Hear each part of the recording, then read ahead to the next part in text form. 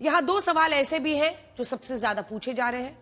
इनमें पहला सवाल तो यही है कि आखिर अजित पवार इतनी सुबह सुबह मुंबई से बारामती के लिए रवाना हुए थे।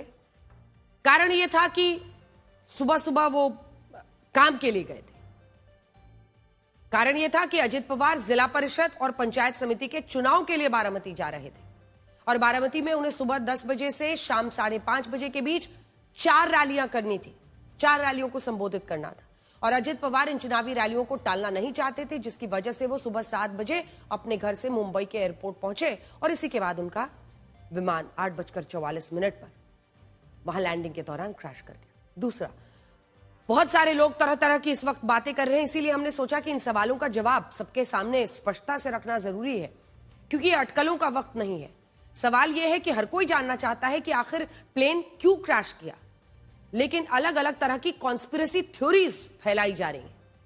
देखिए, बहुत सारे लोग ये सवाल भी पूछ रहे हैं कि अजित पवार महाराष्ट्र सरकार में उप मुख्यमंत्री होते हुए भी प्राइवेट कंपनी के चार्टर्ड प्लेन से उड़ान क्यों भर रहे थे और उन्हें इसके लिए सरकारी विमान क्यों नहीं दिया गया।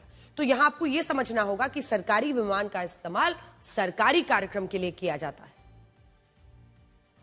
अगर अजित पवार किसी सरकारी कार्यक्रम के लिए बारामती जाते तो उन्हें यह सरकारी विमान मिलता, जिसे सेस्ना साइटेशन 560 XLS कहते हैं।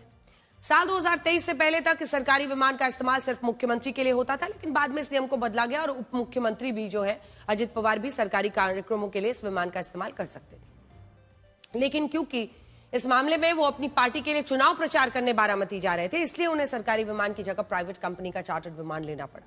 और ये विमान जिस कंपनी का है उसका नाम VSR वेंचर्स प्राइवेट लिमिटेड है, लियरजेट 45। इस कंपनी के पास कुल 17 विमान हैं, जिनमें लियरजेट 45 विमानों की संख्या 7 है। ये वही विमान है जो आज की घटना में क्रैश हुआ और इस विमान का रजिस्ट्रेशन VTSS के नाम से हुआ है। और आप इन तस्वीरों में देख सकते हैं कि 8 लोगों की क्षमता वाला ये चार्टर्ड विमान पहले कैसा दिखाई देता था और आज के हादसे के बाद कैसे इसके 2 टुकड़े हो गए, जलकर पूरी तरह खाक हो